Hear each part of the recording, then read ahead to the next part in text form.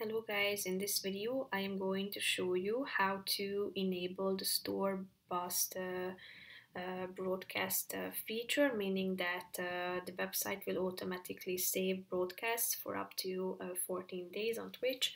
But first I just want to mention, don't forget to subscribe to my channel because at 10,000 subscribers I am going to show you my whole YouTube revenue statistics and growth strategy, how to make money online. Now let's jump into it. First of all, open the website and tap on this profile button in the upper right corner of the screen.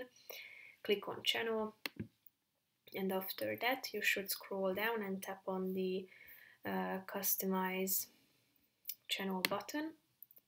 Go to this left side column and tap on settings, and within settings you can find the stream subcategory, so click on it.